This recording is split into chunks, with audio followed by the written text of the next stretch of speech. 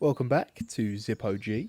In today's video, I'm going to show you how to replace all of the parts that require a bit of refresh every now and again to maintain your Zippo lighter.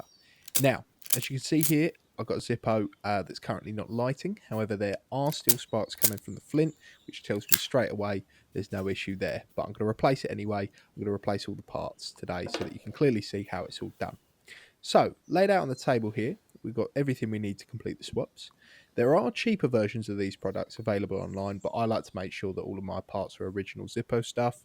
So on the left here, we've got a Zippo Wick. These average around the 90p to £1 mark, depending on how many you're ordering at once. Next to that is a bottle of Zippo Premium Lighter Fluid. For 125ml, it's around £3. Again, depends on how many you order at once. The flints are between about £1 and £1.50 for 6 flints in the little plastic container there. And finally, the Zippo wadding packs are about £4 each. So on average, the full maintenance is about a tenner. But as I say, it depends on how many of these you order at once. But let's get into it. Let's get started. Okay, so this here is my first ever Zippo lighter. This was the first one I ever bought, which is why it's not in great nick. It's very well used. It's got a few scratches here and there. The front pattern is basically totally missing now. It was like a blue dragon-like pattern, but this one's just the one that I carry around day to day. What you want to do is you want to remove the Zippo insert. The insert is where all of the parts actually are. So the casing bit, you can actually just put to one side and leave it till we're done. Once you're happy with the insert and you've checked it over on the outside, it's time to open it up. Now, there will be a screw underneath. If there isn't a screw, you're missing the flint spring, which is quite an issue. So you probably should order another one of them. But this will release the flint spring, but also allow you to then remove the felt stopper, which protects the wadding and the wick on the inside. Tip the Zippo up and make sure the flint drops out. This one isn't too worn down, as I said at the start of the video, but we'll replace it anyway.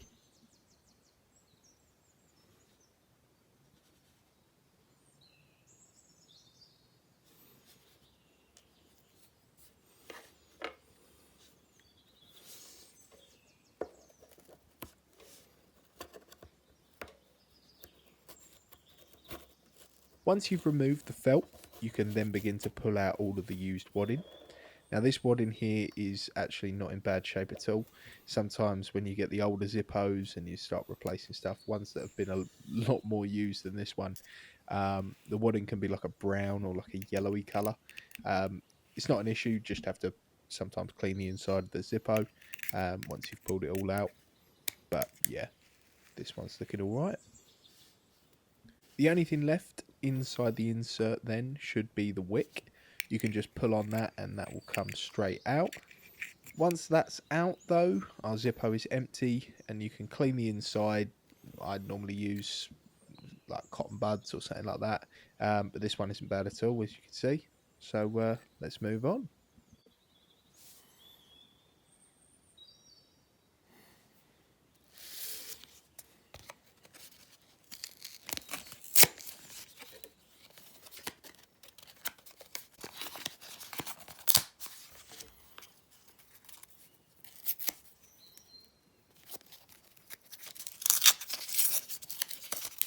To start off with, we're going to put in the new wick. So once you've got it open, you can then stretch it out and it can be inserted through the top of your insert. If we compare it though to the one that we took out earlier in the video, you can see that for the most part, you don't actually have to replace the full wick. Normally, you could just trim off the top of the old one and pull it up a bit further, and that works just as well. But obviously, when that runs out, you've got to replace the full wick, so I'll show you how to do that anyway. Once it's ready though, thread the new wick through the hole at the top of the insert, and then you can use the tweezers to pull the rest through the bottom. Just makes it a bit easier. And at this point, I put a tiny little bend in the top of it, bending over the top of your insert, just to hold it into place while you add the wadding. It's a lot easier.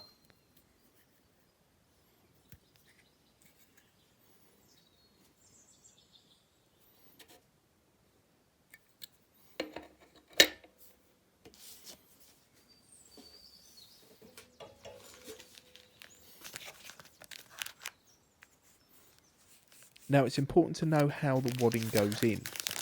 When I removed the wadding earlier in the video, you would have seen that all of the wick was at the bottom and all of the wadding was on top of it. And that's not actually how you should do it. Zippo actually recommend that you do it in a snake-like pattern or an S shape, where you weave the wick through the wadding to give the wick more points of contact with the liquid that we'll put in at the end. So make sure you put a little wadding in, then bend the wick over the top, then add some more wadding, and just keep repeating that process, bending and weaving the wick through it. And by bending the wick at the top, you remove the chance of pulling it through and having to start all over again. It's just such a time saver. Make sure all of the sides are packed in, and once you're happy with it, you can then add the felt top.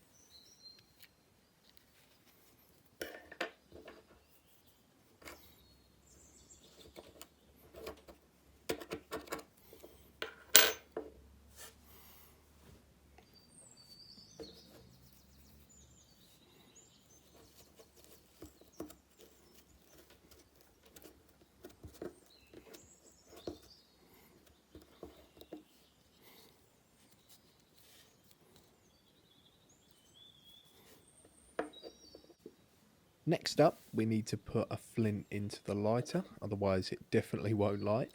As you can see here, with no flint in the Zippo, the wheel, it will just spin. It's got no friction, nothing to catch.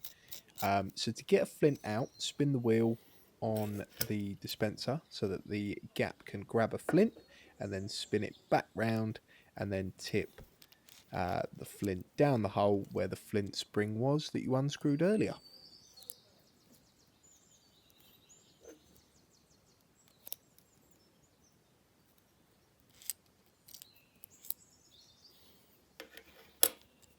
Then grab that flint spring and insert that too. Make sure it's nice and tight and not going to keep coming loose. And then you should be able to spark your flint by spinning the wheel.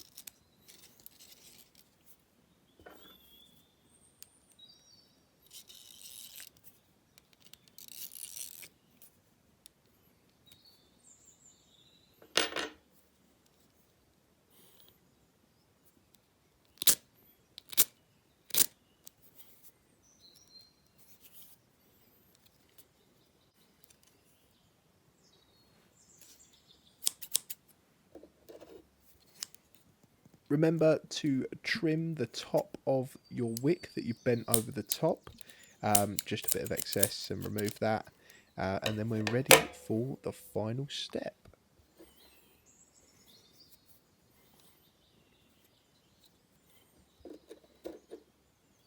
The last step is just to add the liquid. The bottle has to be opened using a small pin or object. I just normally use the screwdriver top. But once that's up and ready to go, you can then lift the felt top a little bit and begin squirting into the wadding. You will be surprised about how much it actually takes to fill up, but make sure it's not peeing from the bottom, because if it is, then you've put too much in, and if you're going to spark a light then while you're covered in fuel, you'll definitely know about it. So make sure it is not seeping or spilling or anything like that.